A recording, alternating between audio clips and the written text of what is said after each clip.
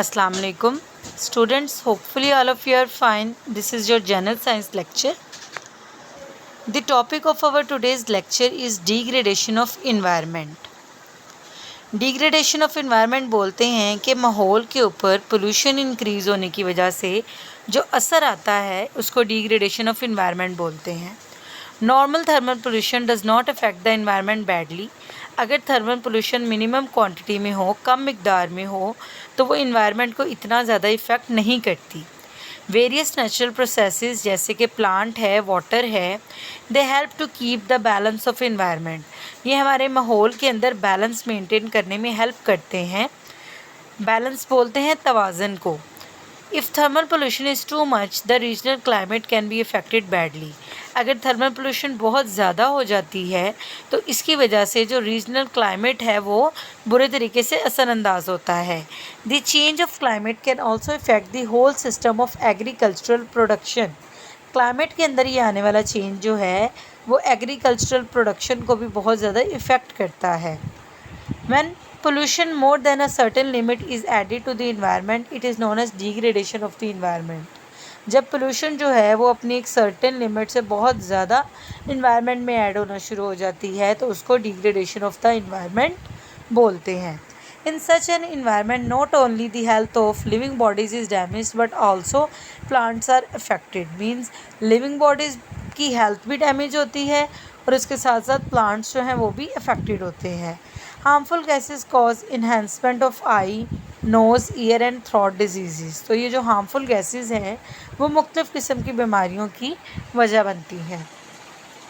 Steps to minimise environmental degradation. यहाँ पर कुछ स्टेप्स दिए गए हैं जिन्हें फॉलो करते हुए इन्वायरमेंटल डिग्रेडेशन को कम किया जा सकता है. मिनिमाइज़ का मतलब होता है किसी चीज़ को कम करना. The first step says the main role to minimise thermal pollution is played by forest. Thermal pollution को कम करने का सबसे अहम किरदार जो है वो फॉरेस्ट अदा करते हैं. फॉरेस्ट बोलते हैं जंगलात को. Plant absorb carbon dioxide from the atmosphere and emit oxygen. जैसे कि हम सब जानते हैं कि प्लांट्स जो हैं वो एटमॉस्फेयर से कार्बन डाइऑक्साइड का इंटेक करते हैं और ऑक्सीजन को रिलीज़ करते हैं अपनी बॉडी से. This helps to maintain balance of the environment. इस तरीके से इन्वायरमेंट का जो बैलेंस है वो मेंटेन रहता है. But the growing population has started deforestation for their energy needs. लेकिन जैसे जैसे पॉपुलेशन बढ़ रही है, आबादी बढ़ रही है, आबादी बढ़ने की वजह से एनर्जी कंजम्पशन जो है, एनर्जी रिक्वायरमेंट जो है वो बढ़ रही है, जिसकी वजह से लोग जो है वो डिफॉरेस्टेशन के प्रोसेस को फॉलो करते हैं. मीन्स जंगलात की कटाई करते हैं. इस तरीके से जंगलात जो कि एक बहुत बड़ी नेमत है, इसको आहिस्ता आहिस्ता करके इंसान जो है वो इससे डिप्राइव होते जा रहे हैं, इससे अलग होते जा रहे हैं. मीन्स इस नेमत से महरूम होते जा रहे हैं. It is needed that the forestation be increase so that balance of environment में not be shattered.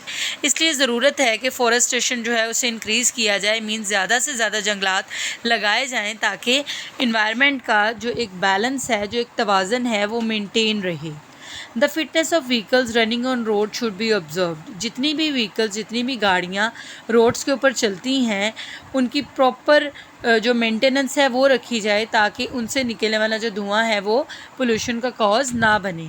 Vehicles should not make smoke. Rickshaws, particularly motorcycle rickshaws, are producing too much pollution in cities. A better system of public transport can reduce pollution to much extent. लेकिन इसके साथ साथ अगर public transport बहुत ज़्यादा अच्छे निज़ाम की हो तो इसकी वजह से भी पोल्यूशन जो है उसको रिड्यूस किया जा सकता है.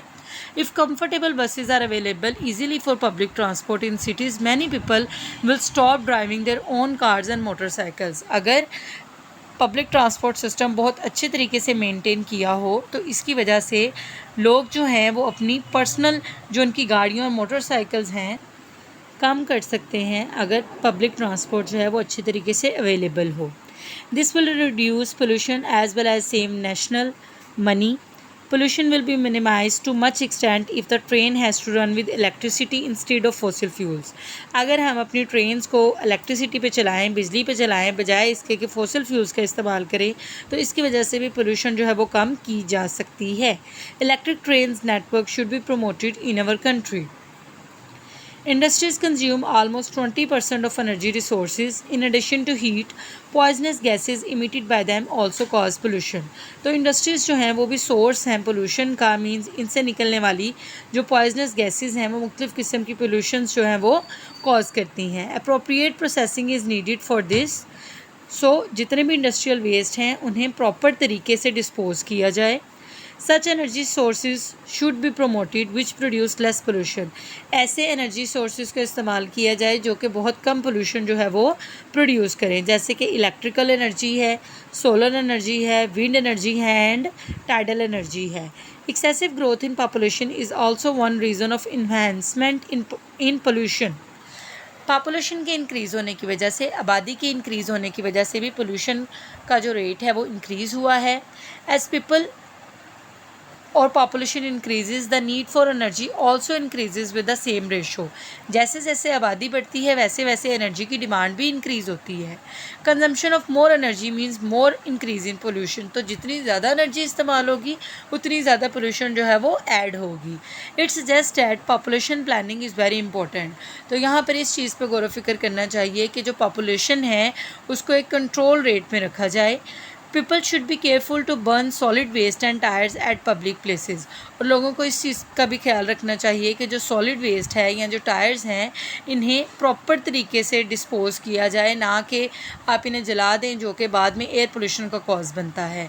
सो इन स्टेप्स को फॉलो करते हुए आप मिनिमाइज़ कर सकते हैं इन सारे के सारे पोल्यूशन कॉजिंग इफ़ेक्ट्स को और पोल्यूशन को रिड्यूस कर सकते हैं. Okay students, this is your today's lecture. आप इसको अच्छे से अंडरस्टैंड करेंगे, लर्न करेंगे एंड देन इसको राइट डाउन करेंगे. ओके जी, अल्लाह हाफिज़.